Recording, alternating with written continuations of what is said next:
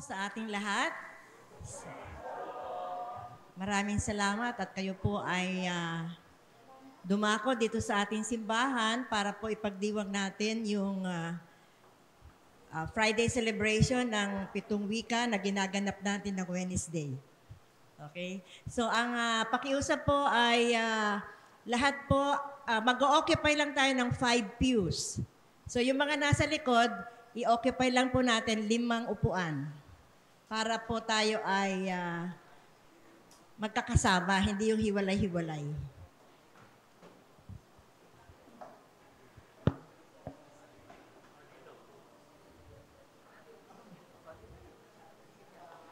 Five pews lang po, left and right, so that the last pew will be reserved for those who will come in late. Tayo po ay manalangin. Maraming salamat, Panginoon, sa umagang ito na ipinagkaloob mo sa amin. Salamat po sa buhay at kalakasan na patuloy na ini-enjoy ng bawat isa. Salamat, Panginoon, at naglaan kami ng panahon upang kami ay muling mag-reflect, muling tanawin yung iyong huling pananalita doon sa bundok ng Kalbaryo. Salamat, Panginoon, sa mga speakers na siya magsishare ng kanilang pananaw tungkol sa 7 last words. At dalahin ko, Panginoon, na ang bawat sa amin, we would be reflecting and thinking more on why Jesus died on the cross. Salamat po, Panginoon, sa mga salita mo na aming pagbubulay-bulayan. At salamat po, Panginoon, na kami ay mananahan sa amin ang banal na Espiritu upang kami ay kausapin na habang kami po ay nasa aming mga upuan at nakikinig sa mga speakers. Dalayan ko, Panginoon, ang bawat sa amin ay maging masaya sa aming pong pakikipag-fellowship sa bawat isa habang kami ay nag-aawitan, habang kami ay nananalangin, at habang kami ay nakikinig ng mga pananalita mo. Ito po ang aming dalangin na may pagpapasalamat sa pangalan ni Jesus. Amen. Today is a special day of fellowship. It's the 7 last words of Jesus done on a Wednesday in Good Neighbor Christian Fellowship.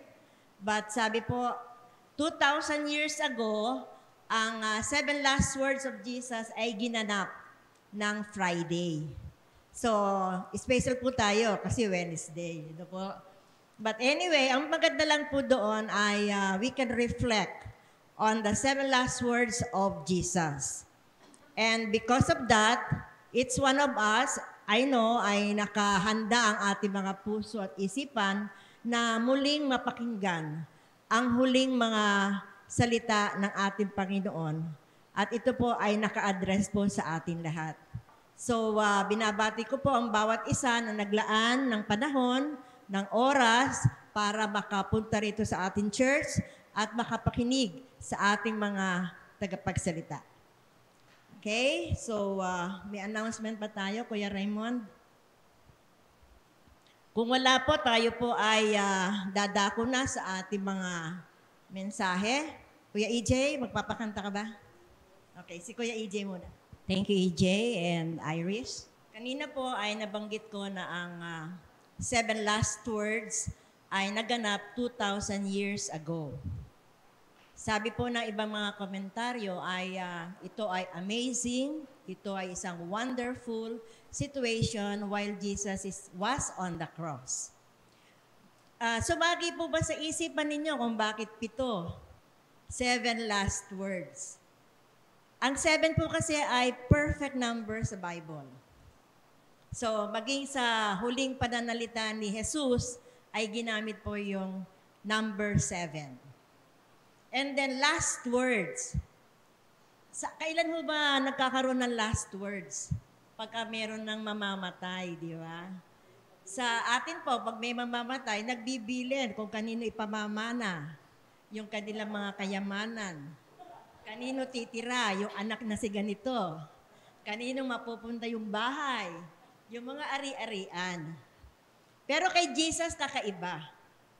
Yung kanya pong last words ay truly they were amazing and talagang dapat i-reflect ng bawat isang Kristiyano. Sapagkat ito po ay tungkol sa pag-ibig ni Jesus sa atin, tungkol sa kanyang pagpapatawad, tungkol sa pagmamahal niya sa kanyang nanay, at marami pang iba para mabuo yung 7. And then, meron ako narinig, sabi, si Charles Hill, nung mamamatay na siya, sabi niya, I'm bored. Wala siya nabanggit kundi I'm bored. Ito naman si Frank Sinatra, ang sabi niya, nung mamamatay na siya, I'm losing it. Pero kay Jesus ay kakaiba. Talagang nagbilin siya sa bawat sa atin ng 7 wika. At ngayon po ay maririnig natin ang bawat kapatid natin na naka-assign para ipaliwanag sa atin o yung kanilang reflection from the first, the second, and the last. The first will be done by Brother Ernest Joric Bahum. The second will be done by Brother Perry. And the third will be done by Pastor Rodolfo. So let us prepare our hearts and our minds and listen to the Word of God. And let's start reflecting and meditating upon the words of the Lord. Amen. Isang pinagpalang umaga po sa ating lahat. At syempre, good morning po to those worshiping with us online. Sana po ay nasa maayos kayong kalagayan sa mga oras na ito. Alam po natin na ang huling mga salita ay mahalaga dahil ito ay naghahayag sa atin ng puso ng tao kapag malapit ng mamatay. Hindi po ba? At pag malapit ka ng mamatay, hindi ka nagsasalita ng mga bagay na walang kabuluhan. Kundi ginagamit mo ito para i-reveal kung ano yung nasa puso mo sa mga taong pinagsasabihan mo nito. At ngayong umaga po ay ibabahagi ko sa inyo ang first word ni Jesus habang siya po ay nakapako sa krus. At bago po yan, I would like to, katulad po ng ginawa ni Ate Puring na nagbigay ng example ng mga famous last words ng mga known people. For example, si Elvis Presley po. Bago po siya namatay, Elvis Presley said, I'm going to the bathroom to read. Di ba? Can you imagine po, na bago siya mamatay, yun po ang sinabi niya, I'm going to the bathroom to read. At saka po siya namatay. And yun nga po, with Jesus, it's different. Jesus wanted us to know how much He loves you. And Jesus wants to show us how much He loves us. So, sa umagang pong ito, let us meditate on His last words. At tinaanyahan ko po ang lahat na mag-open ng kanilang mga Biblia. At samahan niyo po akong basahin ang kanyang first word. Ito po ay nakasulat sa Luke chapter 23, verses 33 to 34. Isama na rin po natin yung verse 33, So, ang nakalagay po dito, when they came to the place called the Skull, they crucified Him there, along with the criminals, one on His right, the other on His left. Jesus said, Father, forgive them, for they do not know what they are doing. At kung babasahin naman po natin ito sa Tagalog, ito po ay Lucas 23, 33 hanggang 34. Ang sabi po dito, nang dumating sila sa isang bundok na tinatawag na Bungo, ipinako nila si Jesus sa krus. Ipinako rin ang 2 kriminal, isa sa kanyang kanan at isa sa kanyang kaliwa. Sinabi ni Jesus, Ama, patawarin mo sila sapagkat hindi nila nalalaman ang kanilang ginagawa. Kung mapapansin po natin, notice the first word uttered by Jesus while on the cross is, Father, forgive them. They do not know what they are doing. At kung i-imagine po natin, sinabi niya ito while he is being crucified in the midst of pain. And instead of thinking of himself, he actually thought of others. When Jesus said Father, it reminds us the relationship of Jesus with God. It shows and it reveals that Jesus trusted the Father in the midst of pain, in the midst of suffering. At sa verse po nito, ano po bang pwede nating matutunan? What can we learn from Jesus when he said Father?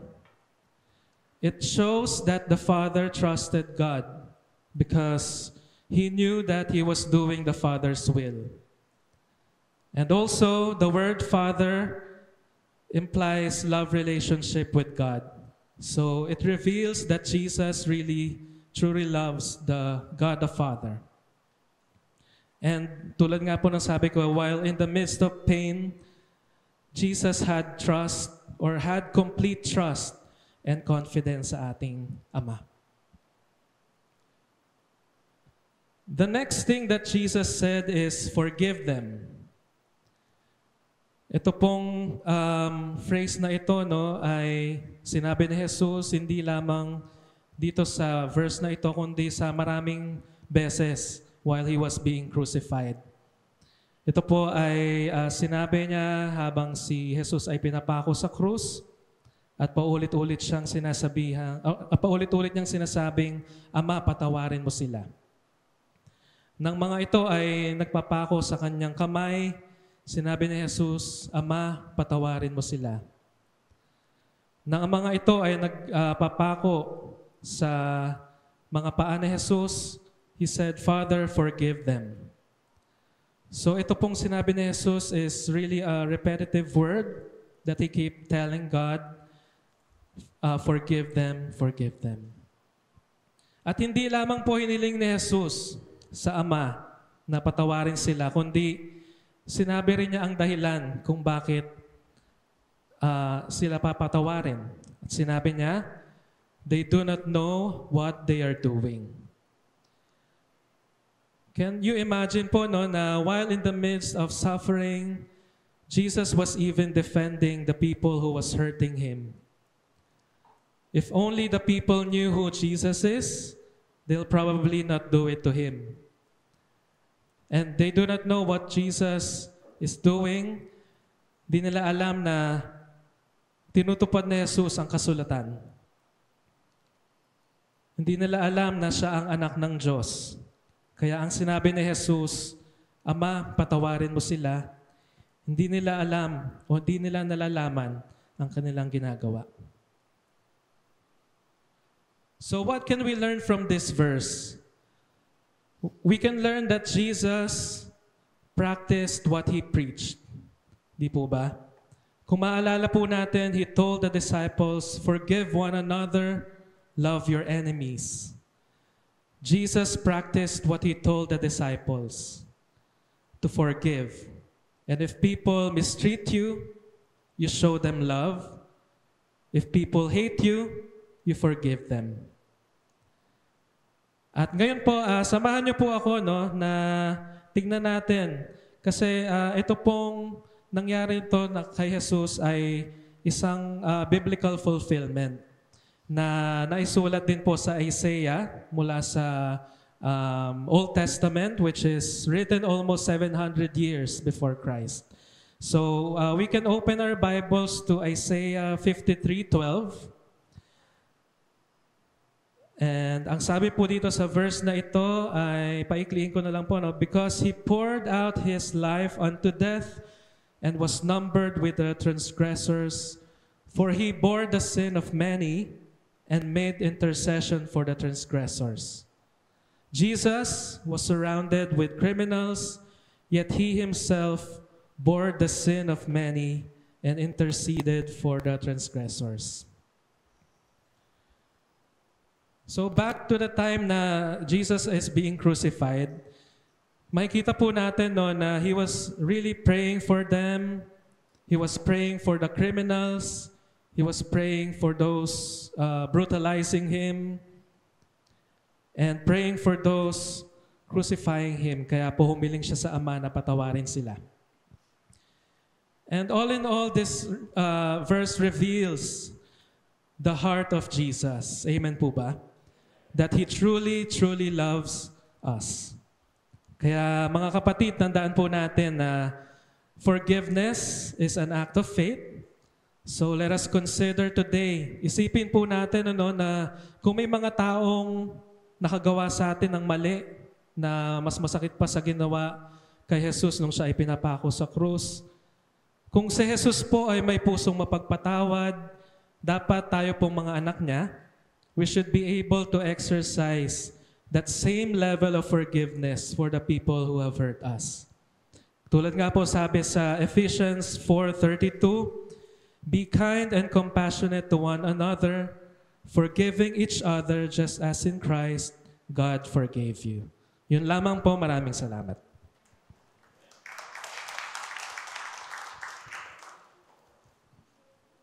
Isang mapagpalang araw po sa ating lahat.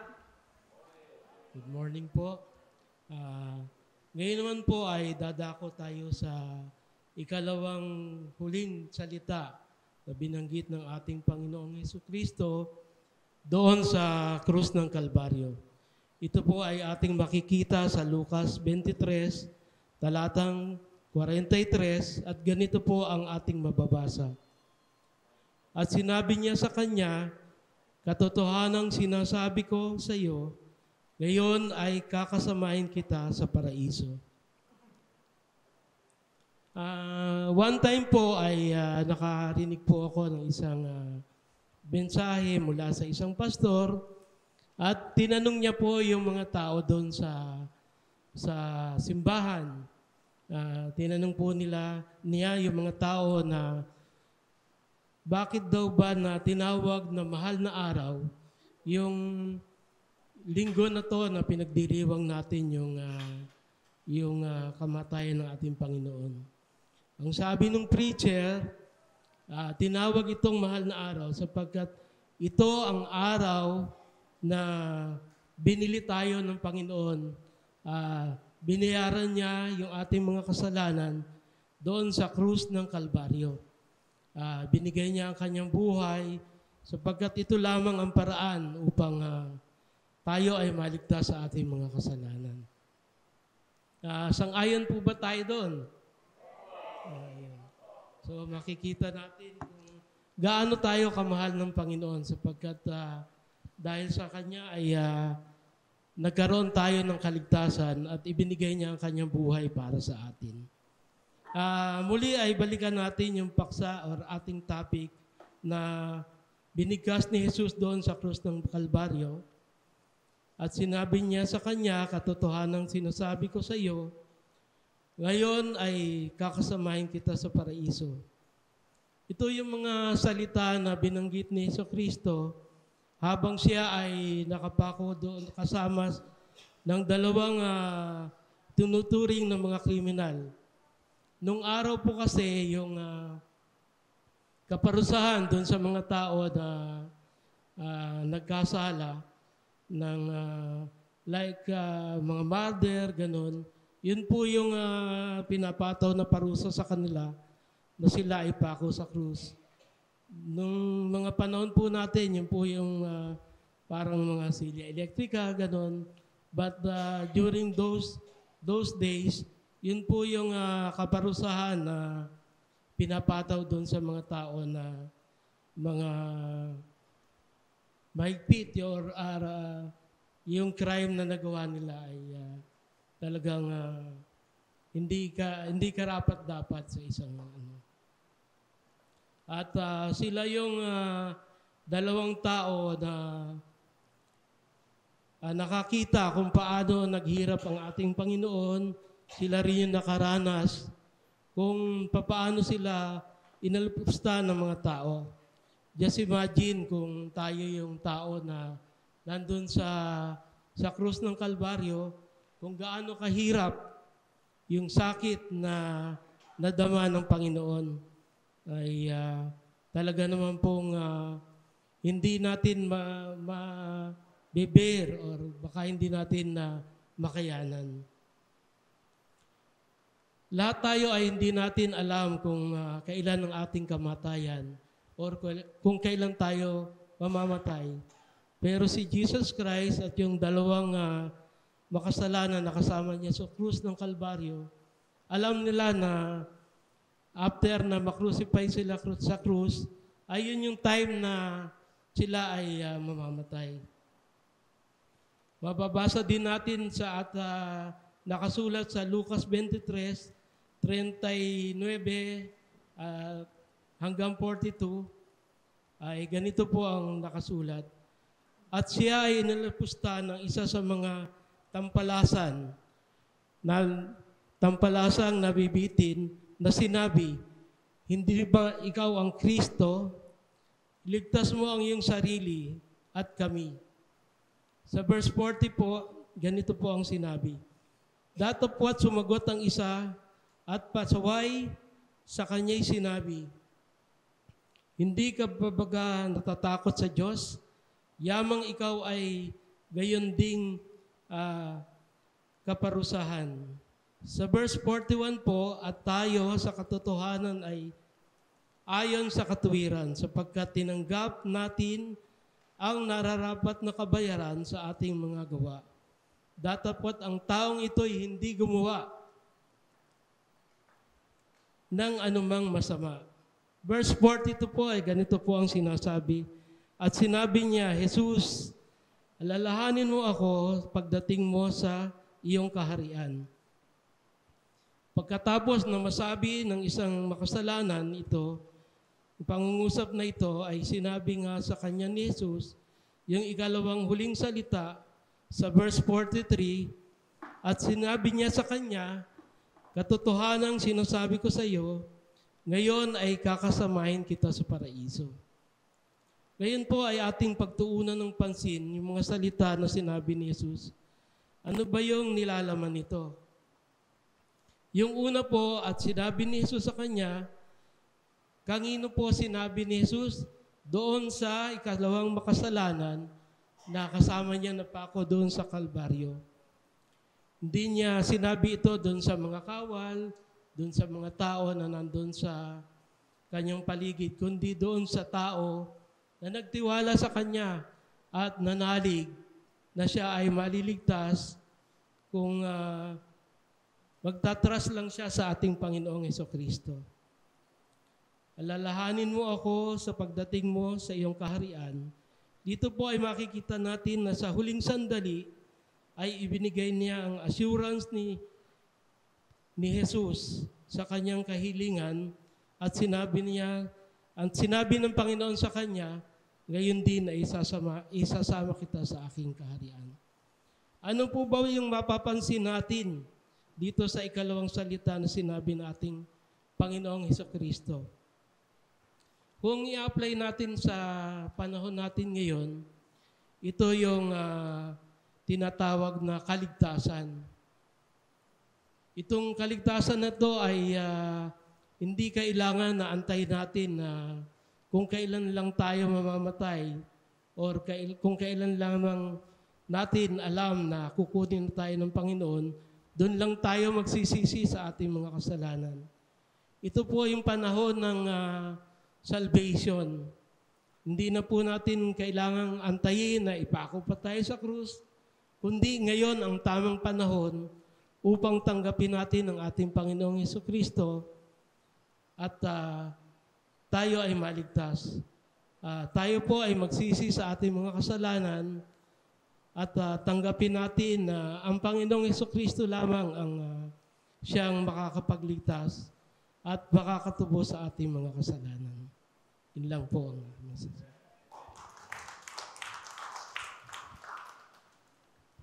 Okay, good morning po sa inyo lahat. Kamusta na po kayo? Para po malulungkot ang itsura. Okay. Isa pong mapagpalang umaga ang aking pahayag po sa inyo. Ako po ay nalulugod na ako po ay muli po ninyong nakapiling sa gawain po ngayong umaga. Masaya po ba kayo? Parang hindi po alata eh. Gayun pa man, ito po yung aking naka-assign na text sa akin, yung John chapter 19, 26 to 27. Ito po ay babasahin ko po sa wikang Tagalog, sa Poimen Bible. Ito po yung salin dito. Ito po yung sabi, na makita ni Jesus ang kanyang ina at ang minamahal niyang alagad. Sa tabi nito, kanyang sinabi, Ginang, narito ang iyong anak. At sinabi sa alagad, narito ang iyong ina. Mula noon, siya ay pinatira ng alagad na ito sa kanyang bahay. Purihin nawa ang Diyos sa pagbabasa po ng kanyang banal na salita. Kung lalagyan po natin ito ng pamagat, ang makikita po natin dito, para sa akin, ay ang pagmamahal ng isang anak sa kanyang ina. Marami po, sino-sino po ba rito ang mga ina ng tahanan? At nakikita ko po marami, ano? Marami po. Ang mensahe po ngayong umaga ay para po sa inyo. Sapagkat dito makikita po natin, hindi lang po sa mga ina, no, kundi sa bawat isa rin po sa atin. Dito ang makikita po natin na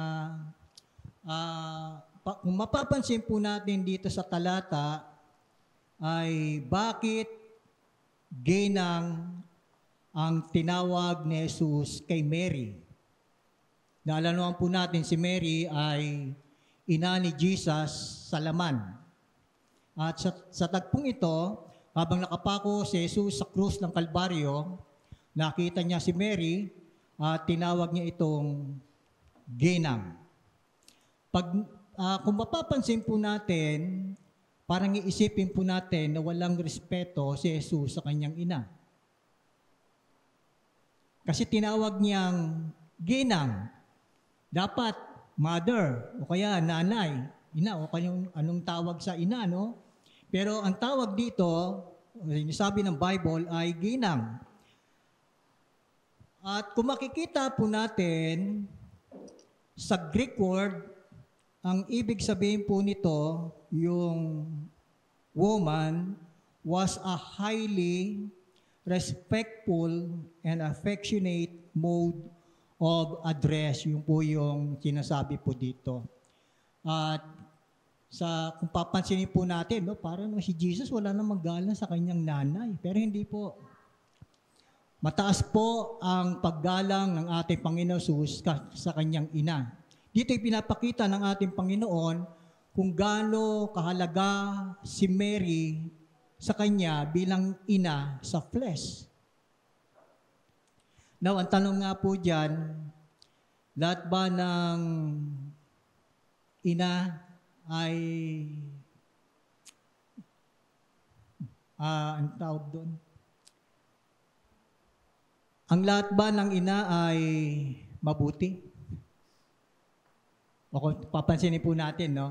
Hindi lahat ng nanay o ina ng tahanan ay maganda ang treatment sa kanilang mga anak. Kasi marami po tayo maririnig, no? Malalaman na kwento na may mga magulang o may mga ina ng tahanan na hindi maganda yung treatment nila sa kanilang mga ina o sa mga anak. Now, ang tanong diyan, karapat dapat ba natin silang bigyan ng paggalang? Yes. Ayun po yung sabi ng Bible, di ba? Basahin po natin sa Bible, yung Ephesians. Sabi po dito, Ephesians chapter 6. Basahin ko lang po. Sabi dito, mga anak, sundin ninyo ang inyong magulang alang-alang sa Panginoon sapagkat itong nararapat. Igalang mo ang iyong ama at ina, ito ang unang utos. May kalakip na pangako, ganito ang pangako, ikaw ay giginhawa at lalawig ang iyong buhay dito sa mundo. Now, kung titignan po natin na may mga magulang na hindi mo makikitaan na dapat irespeto. Pero bilang isang mananampalataya, ito po yung sinasabi ng Bible, anuman ang makikita po natin sa kanila ay karapat dapat bigyan sila ng mataas na respeto. Sapagkat yun yung sinasabi ng Bible. Kaya ngayong utos, no, kung tayo po'y magiging masunurin sa ating mga parents, ay may pangako po dito. Ikaw ay, sabi doon, giginhawa at lalawig ang iyong buhay dito sa lupa. Now, dito makikita po natin na sa salita dito ng Panginoon, makikita rin po natin dito, yung sabi dito, may alagad doon nakasama si Mary. At sabi ng Panginoon doon, narito ang iyong anak at sinabi sa alagad, narito ang iyong ina, mula noon, siya ay pinatira ng alagad na ito sa kanyang bahay. Na kung titignan po natin, sino po ba yung alagad dito? Ang tinutukoy pong alagad dito ay si Juan. Si Juan ay malapit kay Jesus, nakapagpahayag ng salita ng Panginoon at pinagtitiwalaan ng ating Panginoong Hesus. Dito makikita po natin bilang isang mamamatay na, kasi mamamatay na po ang ating Panginoon doon, no? Ipinagtagubilin ni Jesus ang kanyang ina kay John, na isa ring mapagkakatiwalaan tao, sapagkat alam niya kung si John ang kanyang pagtitiwalaan, magiging maganda ang sitwasyon ng kanyang ina pag wala na siya sa mundo. Now dito makikita po natin na dalawang bagay ang nakita ko po dito, isang respeto at pagpapakumbaba. Isipin na lang po natin, no? Si Jesus ay Diyos, subalit yung kanyang respeto kay Mary ay napaka-taas. Alam niyo, yung respect ay napakahalaga po niyan. Kaya yung mga ina ng tahanan, dapat nire-respeto po yan. Kanya lang nakakalungkot, hindi lahat ay rumerespeto sa kanilang mahal na ina. Pero sabi ng Bible, dapat silang bigyan ng mataas na respeto. Bilang isang mananampalataya, dapat makitaan po tayo ng mataas na respeto sa ating ina ng tahanan. Sapagkat bakit? Yan po yung sinasabi ng Biblia. Yan po ang utos ng ating Panginoon. Pangalawa na nakikita ko po dito, yung pagpapakumbaba. Diyos, pero yung kanyang pagpapakumbaba kay Mary ay nakita po natin. Kaya dito, no, makikita po natin na ang ating Panginoon ay talagang hindi lang siya Diyos, no, talagang makikita rin po natin sa Kanya yung Kanyang pagpapakumbaba. Ano pong sinasabi ng Bible diyan? Ang nagpapakataas ay ibababa, at ang nagpapakumbaba ay itataas. Kaya sa mga ina ng tahanan na narito, tanggapin niyo po ang aking salute.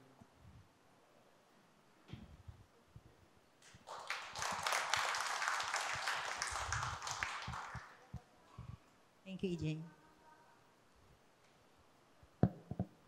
Yung pong kantang yon, yung pong hymn na yon, nung maliit si Aaron, pinaaral ko ng piano yan para lamang niya matutuhan tugtugin sa piano. That is one of my favorite song or hymn. So, The Old Rugged Cross.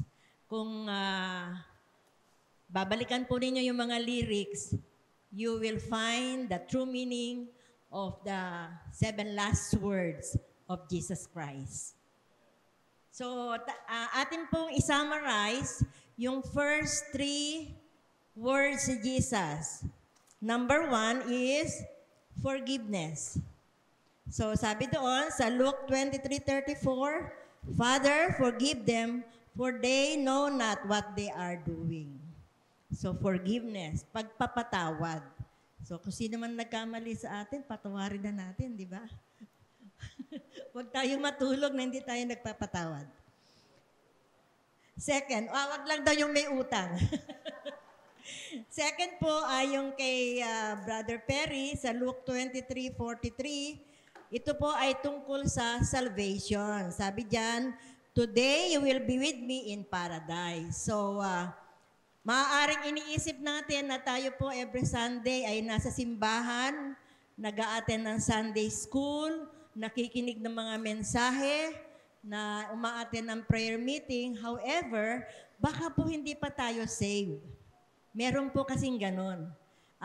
Church goer ka lang, but you have not accepted the Lord Jesus Christ as your personal Savior. Okay? So, kinakailangan po malinaw sa ating lahat yun. At yung number 3, maganda po yung sinabi ni Pastor, 20 puntos ang kanyang sinabi dito. One is respect, and the other one is humility. So, ito po ay paggalang sa ating mga nanay, sa ating mga ina, sa ating mami, na ipinakita sa atin ni Jesus. Sabi nga po ay, ang respect po ay, it is not imposed, it is earned. So maganda rin pong paalaala sa mga nanay ito. Maaaring sinasabi natin sa mga anak natin, respetuhin mo, kaya baka naman di ka naman ka-respeto, di ba? So, kinakailangan, yun, ipakita natin sa mga anak natin na tayo ay ka-respeto. And yung second, yung sinabi ni Pastor Rodolfo, humility. So, bagamat mataas yung katungkulan o yung situation ni Jesus, nagpakababa siya.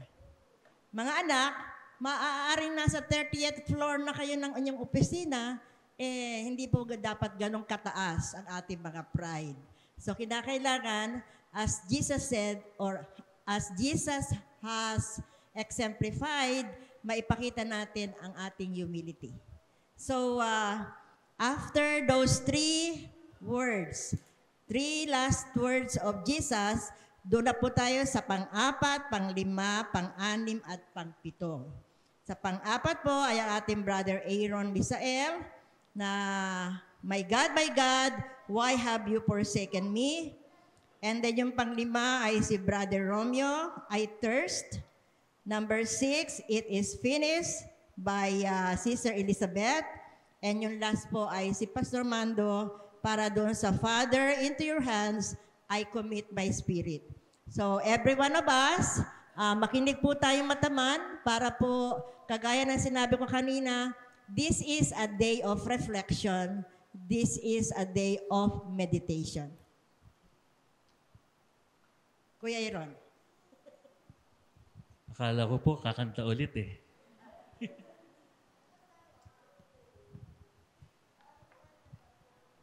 Magandang umaga po mga kapatid. We are now on the 4th last words of Jesus. And before I proceed, I would like to request everyone to take a moment to again remember yung pinagdaanan ni Jesus physically and emotionally. The physical and emotional torment that Jesus went through. From the whipping to the crown of thorns to the mockery. No? Naalala po natin na siya ay pinaglakad buhat ang kanyang krus. And while doing that, he was being mocked by people. The same people who sang Hosanna, Hosanna when he entered Jerusalem were the same people who mocked him. Until finally the agonizing crucifixion of Jesus. And that's when he spoke and cried to God, my God, why have you forsaken me? So, binray ko po sa 4 na portion itong scenario na to. So first is, let's explore the weight nung feeling of forsakenness ni Jesus. Tayo po kasi as humans, it's normal. I'm sure that there was a point in time in our lives that we felt also abandoned. Abandoned by friends, abandoned by family, or sometimes even abandoned by God. Especially during intense suffering, or really hard or difficult times. Now going back to Jesus, Jesus was God the Son, God siya. But at the time, He was also fully human. So, yung although physical pain and emotional pain, talagang naramdaman ni Jesus, He was human at the time. So, yung full humanity at that moment, Jesus experienced. But, is it comparable to what we feel or what we felt when we felt abandoned? Siyempre hindi. There are 3 potential reasons for why Jesus felt abandoned. Number 1, at the time, He was bearing the full weight of humanity's sin. in fact, he died for our sins, no? And number two, he experienced the withdrawal of the Father's immediate presence. So, sa ordinaryong tao, magtataka ba't mo kinwestiyon si God? Di ba God the Son ka? Di ba God ka din? But of course, going back, he was human at the time. So he felt a withdrawal, no, or yung separation from God, the Father. Number three, embracing the ultimate loneliness so that we would never truly be alone. So, ganun kabigat yung naramdaman ni Jesus when He was crucified. No, not just the physical pain, but all of this He embraced because, as we know, it's for the fulfillment of what was already written in the Scriptures. No? So, everything that happened is already predetermined. Second point, let us look naman at the scriptural context dun sa pag-iyak ni God. No? When Jesus cried,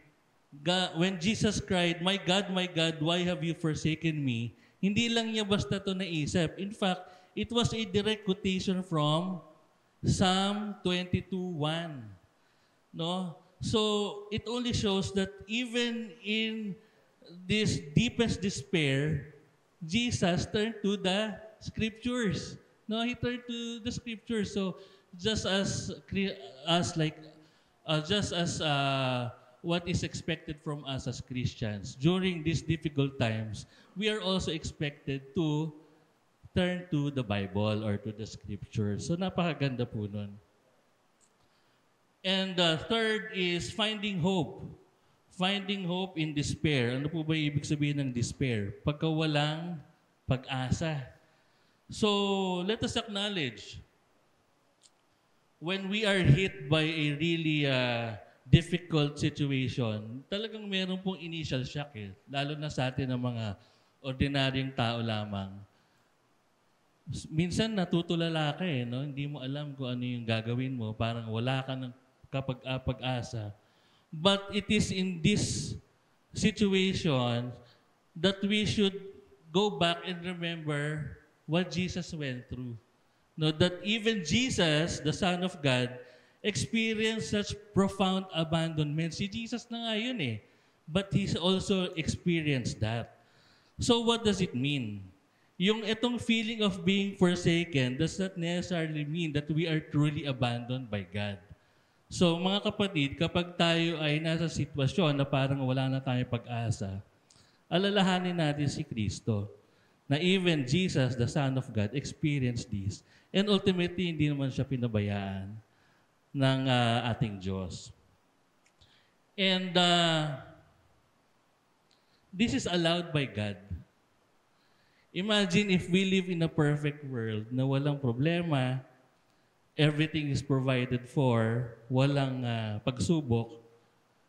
Sa tingin niyo po ba, maaalala pa natin ng Diyos? Parang hindi na Baka wala na magdasal. Baka wala na magsimba. So, ang sinasabi po dito sa senaryo na to, God allows this to happen so that this feeling of forsakenness makes us return or go back to Him for redemption. No? So, kailangan po ito. Kailangan nating maramdaman na kailangan natin ng Panginoon. We need to go back to God, confess, and ask for supplication or for redemption. And last is the turning point, no? From questioning to trust. So it is worth noting that even though Jesus at some point questioned God, He still addressed His Father as my God, my God. Hindi naman siya nagalit Hindi naman niya minura si God or whatever, but He still addressed His Father as my God, which only shows and reveals the underlying relationship and trust of to God, no? So dapat ganun din tayo. We should also consider that this cry is not a testament or statement of absolute separation, but a desperate plea with a covenant relationship. So, meron mga times na minsan, kahit tayo mga Kristiyano, we ask God we question God. Our chairman, si Daddy, for so many times, sinishare niya na dati pagka nandyan na lahat ng bayarin, no? Umiiyak si Daddy. Humihiga siya sa kama and he cries to God, no? But that does not mean na he already lost his faith, no, to God. But it actually deepens the relationship, no, to God. And parang tayo po sa simbahan, every Sunday we always have our congregational prayer wherein we are invited to come up front, either to say a prayer of thanksgiving or to seek for supplication. So what I notice is that every Sunday, I see the same people standing in front. Ako po, kasama po ako doon. So what does it show? Ang ganda pong tingnan that tayo pong lahat ng mga mananampalataya, we are not spared from trials, we are not spared from hardship. But to see everyone go in front every Sunday, just shows that we still trust the Lord. Amen po ba? Amen. So in conclusion, mga kapatid, let us reflect on the power of the fourth last word of Jesus. Yes, while it is a cry of despair, it ultimately points to hope. And I encourage everyone that during these moments of trials, of hardship, moments of feeling of abandonment, we should always remember that Jesus walked this path before us. Si Jesus na yon, pinagdaanan po niya yung feeling of despair, yung feeling of abandonment. So what more us? No? But Jesus was not really abandoned. Hindi naman po talaga siya pinabayaan ng Diyos. And we expect the same to happen to us being children of God. So to conclude, mga kapatid, we should always find solace and strength in God, in the God who did not spare His own Son. And we should always hold on to the promise written in Hebrews 13:5, that He will never leave us nor forsake us. Salamat po.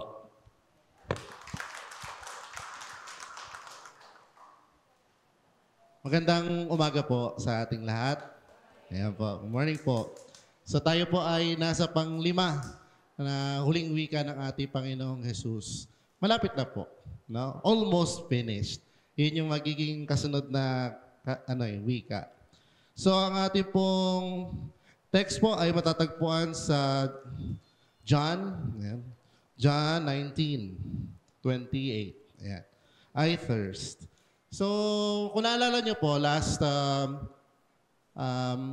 Lenten, gito rin po yung aking topic. Panlima rin po. So, nag-isip ako, as I prepare my sermon today, ano kaya yung pwede pa natin ma-share? And narinig naman na natin to kay Pastor Santos before na walang obsolete sa pag-aaral ng salita ng Diyos. Ibig sabihin, palaging bago ng bago ang ating natututunan mula sa salita ng Diyos. Hindi siya yung, halimbawa, narinig ko na yan natin. So, parang katulad ng kwento nila, hindi na ma-attend kasi alam ko na yan. Parang ganun po, no? Yung arrogance. So, as I prepare, meron po akong nabasa na story somewhat related to this kasi tungkol siya sa pagkauhaw eh. So, meron po akong nabasang story tungkol sa isang lalaki na nawala sa disyerto. So, syempre, pag disyerto, mainit po, ano? Ayan. Meron naman siyang baong tubig, kaya lang, dahil nga naliligaw na siya, naubos niya na yung kanyang baon ng tubig, so wala nang laman yung kanyang tubigan. Wala pa siyang makita na maayos na pupuntahan niya. And then, syempre, sa sobrang uhaw, nagkakaroon siya ng parang feeling niya, nalalabo yung kanyang paningin. Nangyari na po ba sa inyo yun? Lalo ngayon sa panahon na sobrang init. Ayan po, no? So, ingat po tayo palagi. So, nakakita siya ng isang parang bahay kubo, o hut.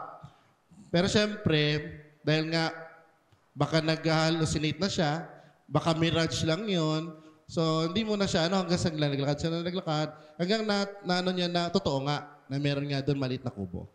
So, pagpasok niya sa loob, hindi pa siya pumasok sa loob, actually, doon lang sa bandang labas pa, may napansin siya na parang poso. Eh, syempre, uho na po siya, no? So, trinay niya yung poso, kaya lang, no avail, walang lumabas sa tubig. Pumasok siya sa loob ng bahay, din nakakita siya ng isang tubigan o bottle of water na puno, may laman po. So, he's about to drink it, open the cap and drink, kaya lang may nalaglag na papel. May nakasulat doon sa papel. Pagkakita niya doon, nakalagay, huwag mong inumin yung tubig. Ang gagawin mo, ibuhos mo doon sa pump. Yun yung nakalagay doon sa papel. So, isip siya, nauuhaw na ako eh. Ba't di ko pa ito inumin? Tama po ba? So, meron po siyang dilema. No? Either inumin niya, siyempre, mawawala na yung kanyang pagkauhaw. Or gagawin niya yung sinasabi doon sa nakasulat. So, nag-pray siya, and then, sinunod niya yung nakalagay doon sa papel. So, binuhos siya po doon sa pump, and then, maya konti, meron siya narinig na parang umaangat mula doon sa pump. And then, lo and behold, lumabas ang tubig mula doon sa pump na akala niya ay dry. So, wala na. And then doon, nakainom siya ng tubig, nalagyan niya pa yung kanyang lalagyan. Tapos, yung lalagyan ng tubig na nakita niya doon sa bahay, nilagyan niya rin ng tubig. Okay, binalik niya po doon. Then doon sa papel na may nakasulat, sinulatan niya rin na, yes, it's true. Parang sinabi niya, totoo to, gawin mo to. Pag halimbawa, meron katulad niya na mapapadpad doon sa lugar na iyon. And then, nakalabas siya ng disyerto kasi may mapa rin doon sa bahay. Ganon. So, ano po ang connection ng ating story na iyon mula sa ating text? Ayan. Ang sabi rito sa 28, later, knowing that everything had been fulfilled, feeling ni Jesus, okay na lahat. Yun po yung sabi dyan eh.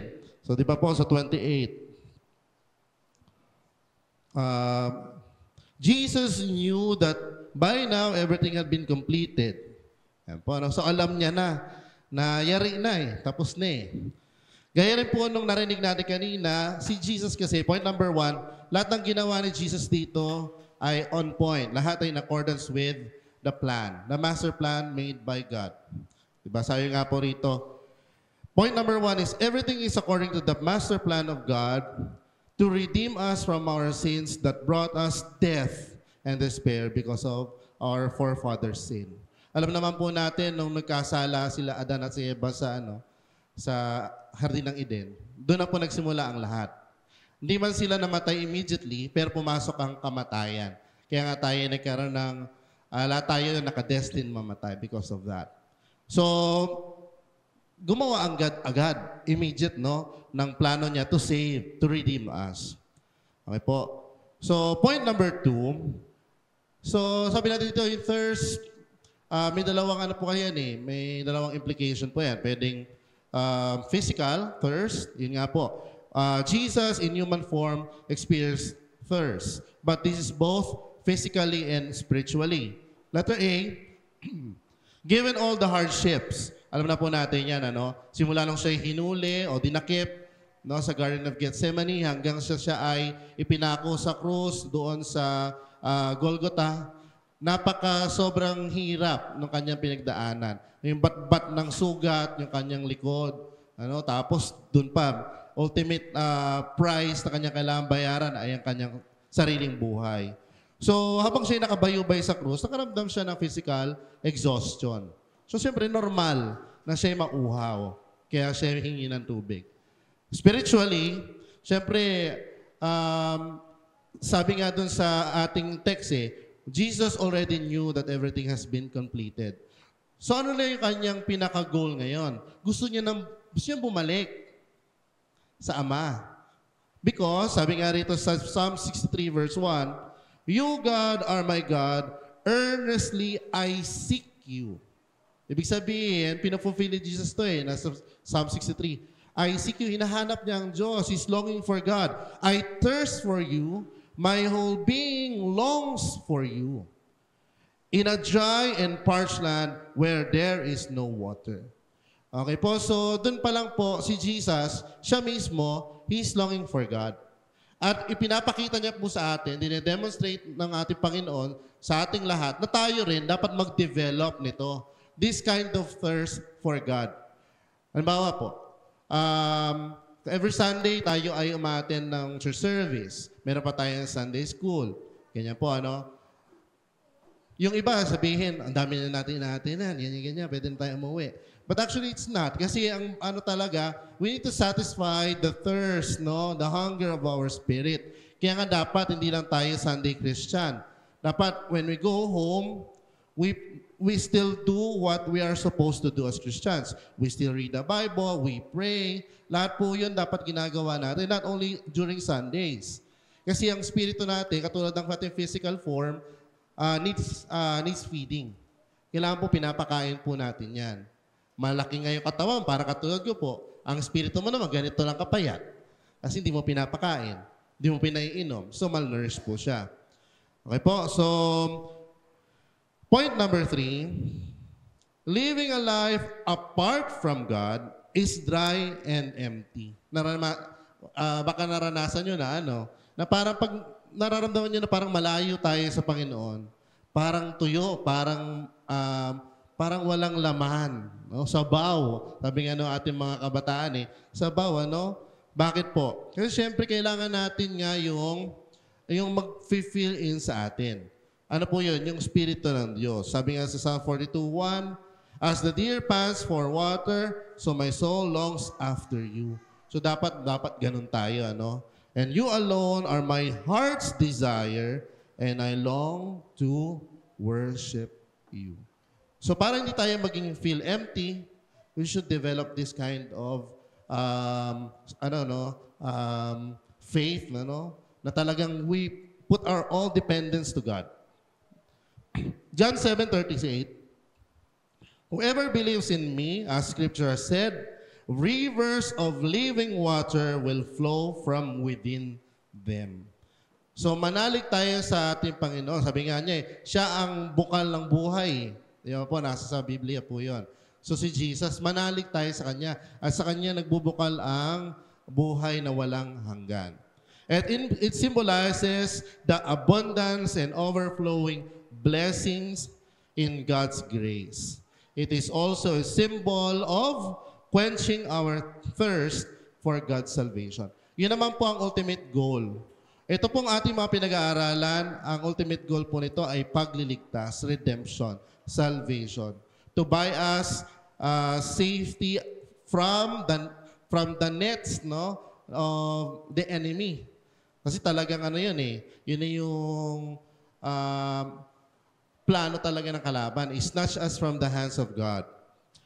So, ano yung tutunan natin mula dito sa ating text? Na pagka-ikli-ikli kung tutuusin, I am thirsty. 3 words lang. Ano po? Takeaways, number 1, Jesus' death is a rescue mission. Okay po? Ginawa po ito para tayo ay ligtas. Because Jesus or God believes we are worth dying, saving, and living for. Hindi naman po nanatiling patay ang ating Panginoon. Diba? Nabuhay siya at siya'y nabubuhay magpakailanman. Number 2, be like the deer. Sabi nga doon sa Psalms 42, be like the deer, believe in Him from whom the living water flows. Okay po? All the days of our lives po, dapat ganyan ang ating mantra as Christians. Hindi tayo nabubuhay para sa sarili natin. Nabubuhay na tayo para sa Panginoon po. And number 3 and last, God is a passionate and compassionate Lord. Love tayo ng God. He's so passionate and He's also compassionate. Sobrang awa niya, ayaw niya tayong mapahamak. Okay po? So ganun din po tayo. Develop that kind of attitude. Be passionate and compassionate to others. Share Jesus to them. Amen po.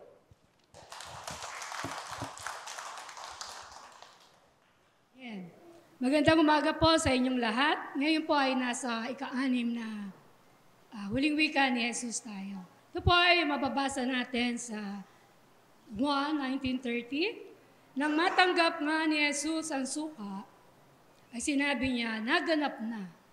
Niyoko niya ang kanyang ulo at nalagot ang kanyang hininga. Sensya na kayo.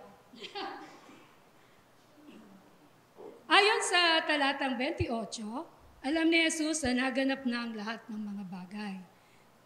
Jesus' sixth and final words, "It is finished." John 19:30 signified the completion of his mission and payment of debt of sin, marking the end of his earthly life, the beginning of a new era of salvation. Sa mga magtatapos po na pag-aaral, ito ay salitang magbibigay ginhawa, maging sa kanilang mga magulang. Ito po ay parang accomplishment po sa ating mag-aaral. Kung sa salitang Griego, sinasabi po dito ay tetelestai and mission accomplished. Sa ika-6 na salita, nais ko pong isipin natin, anong mga bagay na nais ipagawa sa atin ng Diyos?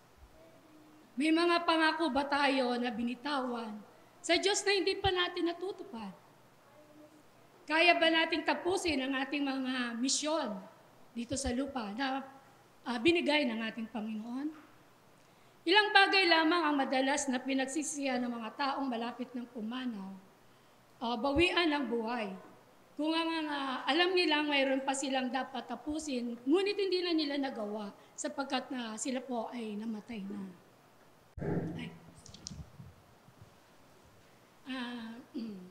Kaya hindi na po sila nakahingi ng kapatawaran.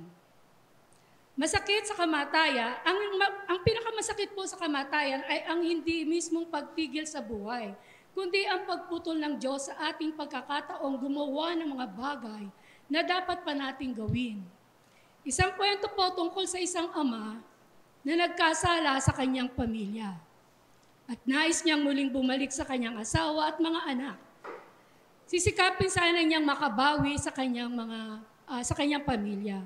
Ngunit habang siya ay nasa bus, pauwi sa kanyang pamilya, siya po ay inatake sa puso at namatay. Hindi na po niya nagampanan ang kanyang tungkulin para sa kanyang pamilya. Ngunit ang Panginoon po ay kaiba. Siya po ay tinapos niya ang kanyang misyon dito sa lupa para po sa atin mga kasalanan. At tungkulin niya na ibinigay ng ating Ama sa atin para po sa ating mga kasalanan. Kaya po siya bumaba dito para sa kanyang misyon. Kahit po siya pinahirapan, nakatanggap na, siguro naman po nasubaybayan natin kung paano siya niyurakan, pinahiya, o binigyan ng sakit ng mga tao. Pero patuloy pa rin po siya nagampanan ang binigay ng ating Panginoon. Ganyan po tayo kamahal ng Diyos Ama. Maging ang kanyang buktong na anak na si Jesucristo ay pinababa niya dito para sa ating mga kasalanan. Gayon din po, tinuturuan din po tayo dito. Dito rin po makita natin, tinuruan po tayo ng ating Panginoon kung paano tayo sumunod sa ating Panginoon.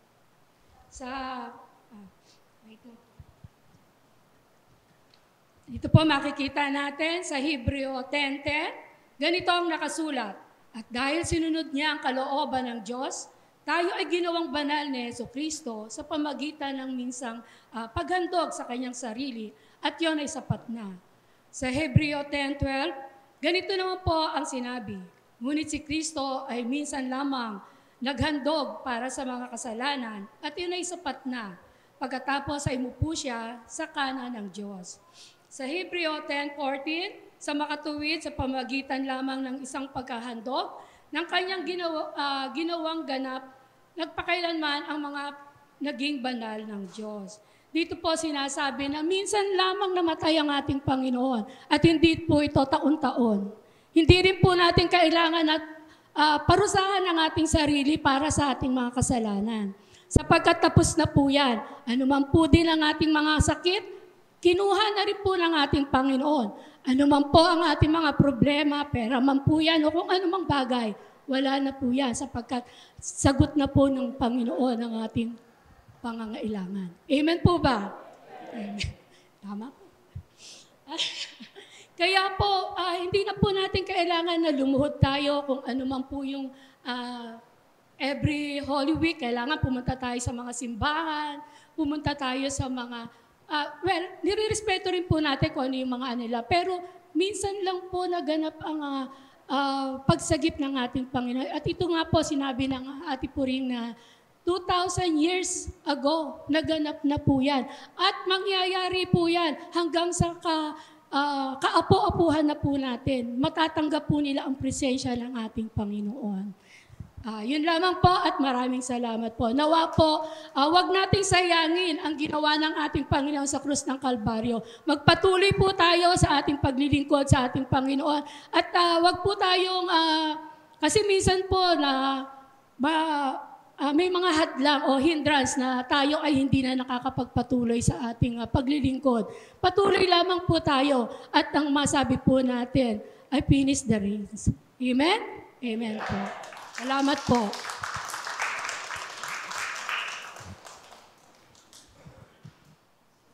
Bago po magpatuloy ang huling salita ng Panginoon na gagampanan po ng ating pastor ay mag-video presentation muna tayo sa awit na Embrace the Cross.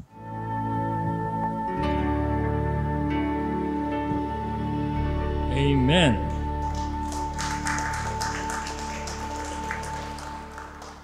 Thank you for that wonderful song. Si Mandy kasi hindi siya makaalis sa opisina. So sabi ko, as part of his participation in today's proceeding, i-replay natin yung inawit niya na Embrace the Cross. When every time we see the cross, we see Jesus. We feel the sufferings. We feel the love. And we have life. Amen po ba? Amen. Okay. Alam po ninyo, ako yung nag-take note sa 6 na speakers natin. Yung una, para sa akin, sabi ni Kuya EJ, forgiveness is an act of faith. Yan, para sa akin yun. Huh? Second, only Jesus can save us from sin. Yung second. Yung third speaker, love and respect your mother unconditionally. Yung pang-apat, always find solace, comfort with God. Or in God. Okay? Number 5, we must always long for God. At yung kay Ate Beth, Jesus completed the path of salvation. So, yun po yung aking mga nakuhang notes para sa akin. But before I continue, may I request you to join me in a word of prayer, particularly sa nanay ni Mercy. Kasi yung nanay ni Mercy, before, several months ago, pinag-pray natin kasi na-stroke, gumaling. Ngayon, muling nasa ospital dahil na-stroke at yung left side ng kanyang katawan ang apektado. So, let's all pray for the mother of Mercy. Ano nga pangalan ng nanay mo? Norma. Okay, for Sister Norma. Aming Diyos at aming Ama, we unite our hearts, Lord, only for one person. And this is the Mother of Mercy, si Sister Norma, who is in the hospital because of her second heart attack na naka-apekto sa left side ng kanyang katawan. Panginoon, naniniwala po kami sa sinasabi mo sa iyong salita. By His stripe we are healed. And we also, Lord, affirm our strong belief that you are our Jehovah Rapha, the God that heals, our great physician, our doctor, the one that can do miracles in the life of people.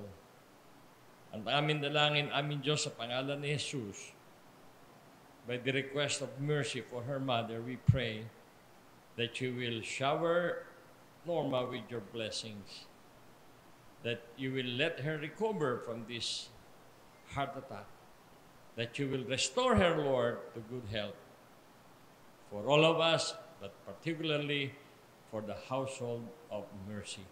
And this is our prayer, Lord, in Jesus' name. Amen. Okay.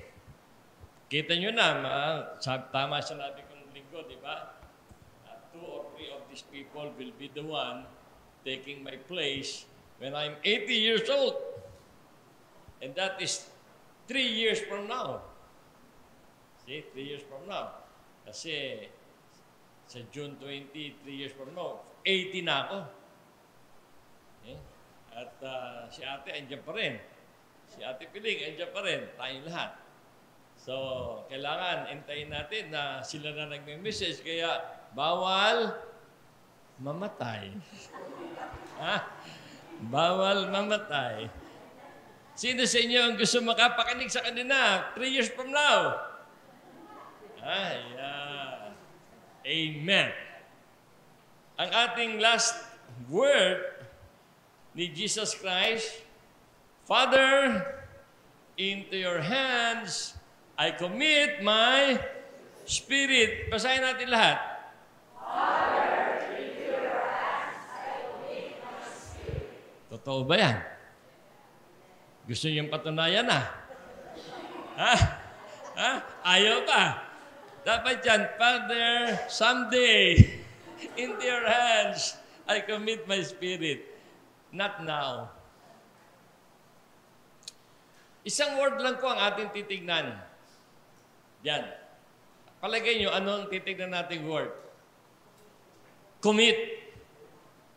Ha? Ito po kasing sinabi ni Jesus Christ, this is a strong, clear statement, declaration of Jesus Christ sa kanyang full dependence on God.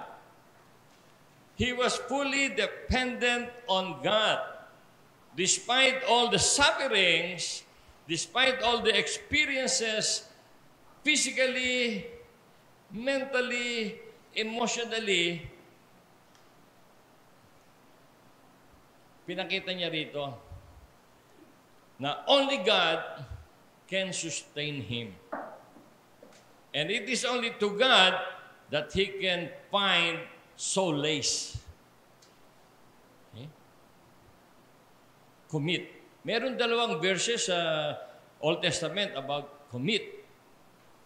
Yan po ay nasa Proverbs 16:3. Kung makikita kagad sa ano nila, Proverbs 16:3. Tsaka Psalms 37:5. Okay. Tingnan natin. Total, tapos na eh. Ako na ang huli. Pwede na kayong matulog. 37. Psalm 37:5. Ang sabi po dito, commit your way to the Lord. Trust in Him and He will do this, or what He has promised. Sa Proverbs 16:3,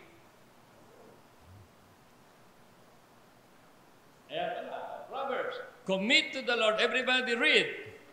Commit to the Lord whatever you do, and He will establish your path. Okay. This is a cry of total commitment of Christ to God. This is Jesus' prayer of surrender to the will of God, to the purpose of God, to the task God has put on him for the world. This is also a statement that gives us the challenge to fully trust God. How many of you trust God? 100%. Taas nga kami, those who trust God. O bakit di ko pa nakikita pangalan nyo sa a-attend, sa camp? Ha? Ha? Ilan na? 65. Sa linggo, meron ako announcement. I will make an announcement on Sunday, so don't be absent on Sunday. An announcement that will make you happy. An announcement that will make you jump with joy. But if after my announcement, hindi pa rin attend, wala na. Kayo rin ang mawawalan. So who wants to hear my announcement on Sunday? I'll be here. Okay. Now, yung salitang commit, sa Tagalog yon ay ipagtiwala or ilagak. Okay? Di ba tayo sa bangko, naglalagak tayo ng pera. Bakit? May tiwala tayo eh. Di ba? Pag niresetahan ka ng doktor, ng gamot, you do not question. Doktor, ano ba ito? Ano ba? Baka naman ako lalong mapahamak dito. No? Di ba? In silence, we commit to trust the doctor's prescription. Binibili natin, in fact, even yung gamot, hindi nyo na kine-question yun eh. Iniinom yun eh. Di ba? Yun ang ibig sabihin ng ilagak, ipagtiwala. You commit your future. Para yung arroz caldo, you do not question ano kaya lasa nito. Kundi buong puso nating kinakain, ine-enjoy mo eh. Di ba? Alam mo na makakabuti sa'yo. Alam mo na mabubusog ka. Alam mo na it will do something good for you. Yung pandesal, kinwestiyon na ba? Paano kaya ginawa ito? Kinakain na yung si Sansa na habang nagsasalita si Pep, nakita ko kain ng pandesal eh. Di ba? Yung mga apo ko, pag sa pandesal talagang saka arroz caldo eh. But there are 5 things I want you to remember in understanding the word commit. Parang ako, si Ate Puring. Almost 50 years, committed siya sa akin. She never questions my love. Sa May 21, 49 years na kami. Next year, 50 years na kami married, committed to each other. Di ba kanta yan ni Steve Green? Committed to each other and finally. Di ba? Kaya next year, huwag kayong mawawala dito. Number 1, when you say, I commit my life to God, it means I entrust my life to God. Ano ibig sabihin entrust? Yun na yun.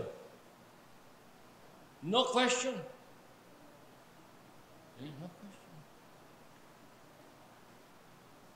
Number 2, may tatype niyo ba? Entrust. Number 2, sorry. Submit to God's will. Pailalim tayo sa kung ano ang gusto ng God. Just like Jesus Christ.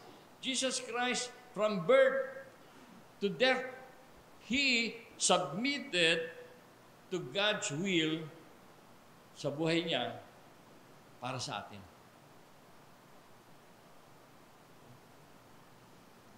Number 3, being committed to God is a way of seeking His counsel.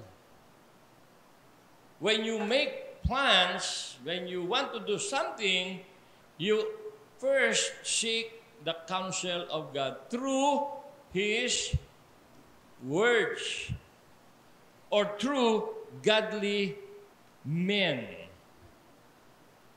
Ibig sabihin, hindi ka umuuna.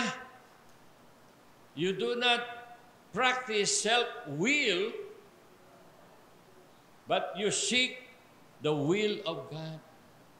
That's committing. Okay?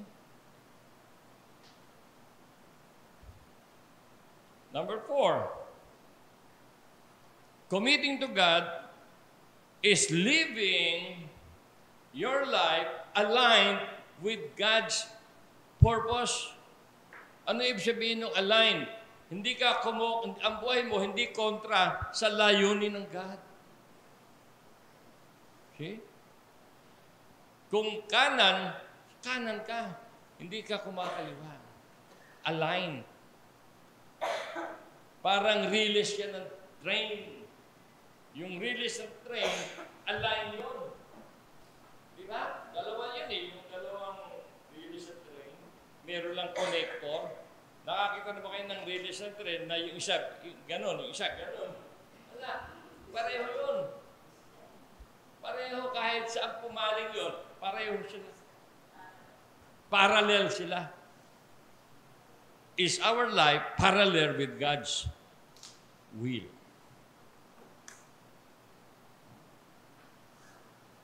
I cannot answer for you. You alone can determine if your life is aligned. Sabi nga sa inyo, di ba? Your purpose in life must be aligned with the purpose of God. Just like our church, whatever we do, whatever we practice, is aligned with what God wants us to do. And for us not to be misled, for us not to be lost, anong ating basihan? Acts chapter 2, verses 42 to 47. See? Ang panuntunan natin, kung ano ang panuntunan ng unang iglesia. Ano ba yung meron sa unang iglesia sa Acts chapter 2? Meron silang ano?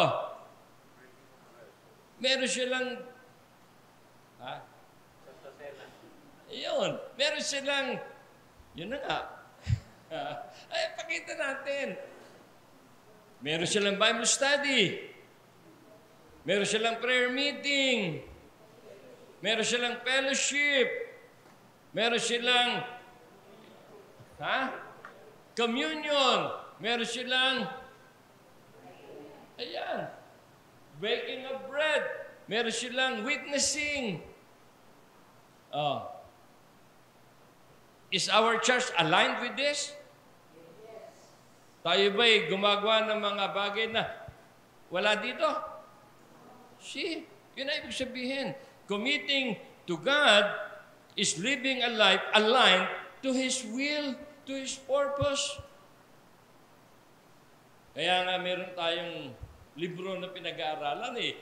Purpose-driven life, purpose-driven church, purpose-driven youth organization. Hindi ko pala na ibibigay sa iyo yung libro na yun. Okay.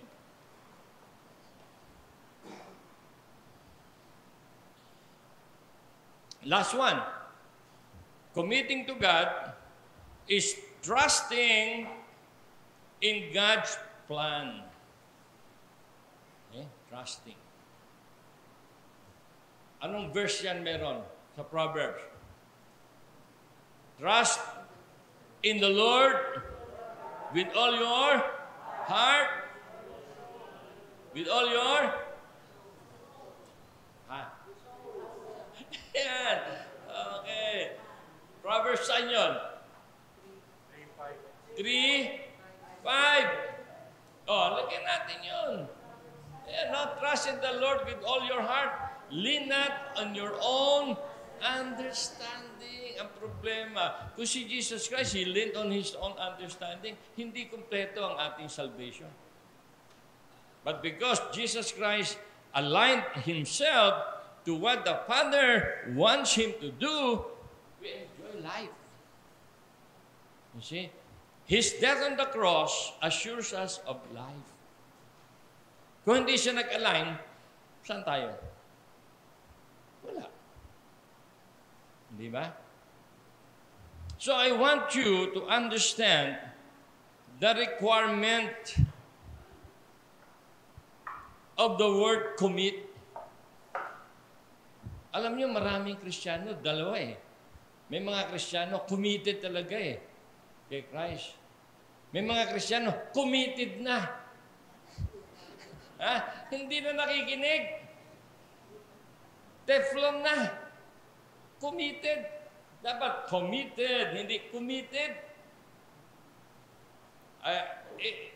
It's very saddening for a church leader to know na meron siyang mga miyembro na committed na utak. Wala nang kakayang mag-absorb ng turo. Nagiging parang dahon ng yung tumatalsik yung tubig. Anong dahon yon? Dahon ng gabi. See? Nagiging teflon. Yun yung mga committed. K-U-M-I-T-I-D. Committed. Dapat C-O-M-M-I-T-T-E-D. Committed. Di ba? Sino sa inyo? Letter K. Sino sa inyo? Letter C. Yun. Ganun eh. So, the seventh word of Jesus on the cross simply tells us, evaluate your relationship with God. Ask yourself, am I fully committed? Is my life, is my purpose, is my dream, is my goal aligned with the purpose of God? Si Jesus Christ, yung sinabi niyang, I commit to you, it's a total reliance, total dependence, total faith in God. And that I want you to have in your life. Amen po ba? Amen. Tayo manalangin. Father in heaven, we thank you that the last word of Christ on the cross tells us, Lord, instructs us, inspires us that we should evaluate our relationship with you. Ask ourselves, are we really fully committed to you? Are we really living in trust, in obedience, in submission, in alignment with you?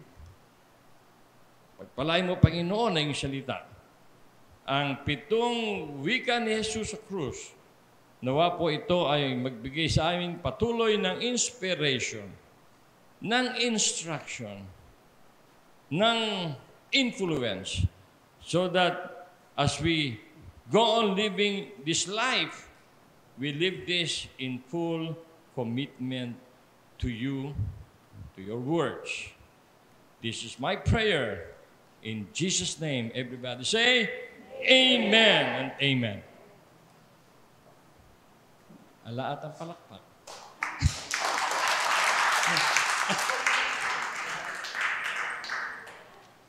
Amen.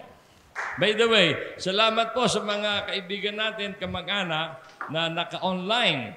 Si Noli Dison, Abram, Hermie De Leon, and Joel De Leon. Si Eddie Flores.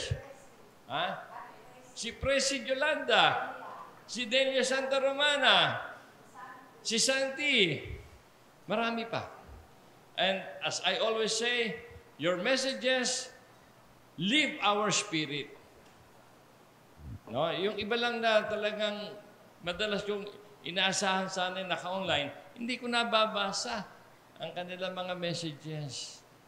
Yung iba nga andito na, nagme-message pa Si Ralph, di ba? Andito na siya, pero nagme-message pa siya. Si Perry, andito na nga, nagme-message pa eh. You see? So, yung mga anak nyo, mga pinsan nyo, sabihan nyo. Ha? Si Narel, ang hindi ko nakikita, si Dayan. No? Saka yung iba. So, I hope na you will continue sharing our joy in our present worship online sa inyong mga kasalukuyan tinitingnan. Amen. Maraming salamat po, Pastor. So, isummarize po natin ang ating natutunan ngayong umaga. From the first word, forgiveness. Second word, salvation. Third, relationships to our mother. Don't forget that. Number 4 is abandonment. Number 5 is distress. Ibig sabihin po ay pain, anxiety, or sorrow. Kaya sinabi niya na, I thirst. Number 6 is triumph. It's a great victory. And number 7 ay commitment. Pagpalain ng Panginoon, yung mga napag-aralan natin ngayong umaga, hindi lamang ito ay manatili sa ating isipan, kundi patuloy natin pagbulay-bulayan sa araw-araw na ibinigay sa atin ng Panginoon. So, dadako na po tayo sa bringing of love offering while we are listening to a music.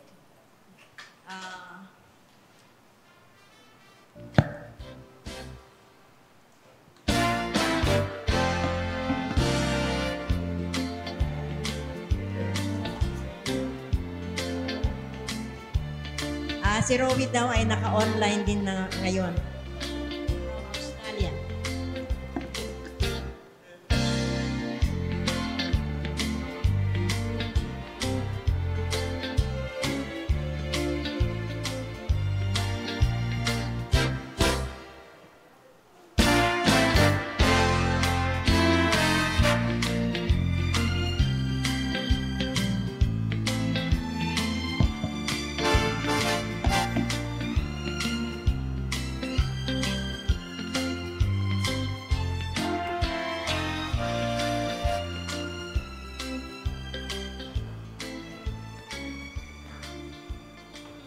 Maraming salamat po sa mga naghandog.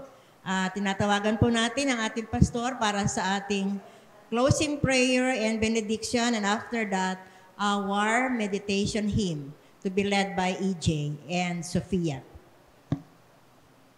Tayo po ay tumayong lahat. Aming Diyos at aming Ama, we continue, Lord, to lift up our hearts to you.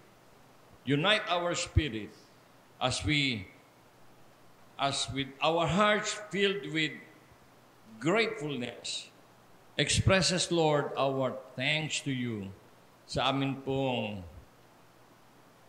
pananambahan ngayong umaga. Reminiscing, Lord, the meaning and significance and relevance of the words of Jesus on the cross sa aming kasalukuyang kalagayan, sa aming kasalukuyang panahon. Maraming salamat, aming Diyos.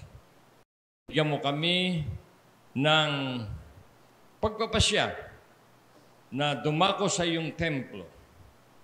At yung aming mga kamag-anak, kaibigan, na they decided, Lord, to join us in our worship online.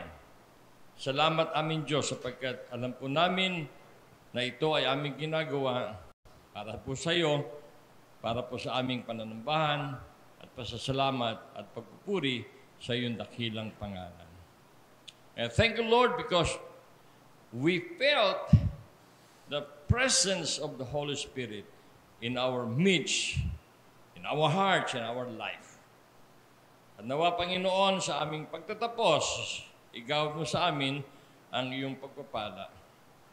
Nawa po, aming Diyos, ay ibigay mo sa amin ang iyong patuloy na pagpapala at pag-iingat, patuloy na pagkalinga at pagliligtas, patuloy na pagbibigay sa amin ng kapayapaan sa gitna ng aming mga pagsubok sa buhay, Hindi lamang kaming narito sa iyong templo ngayong araw na ito, kundi sa aming mga mahal sa buhay na nasa iba't ibang lugar sa kasalukuyan. Ito ang aming panalangin, ito ang aming pag-asa. Sa pangalan ni Jesus, Amen at Amen.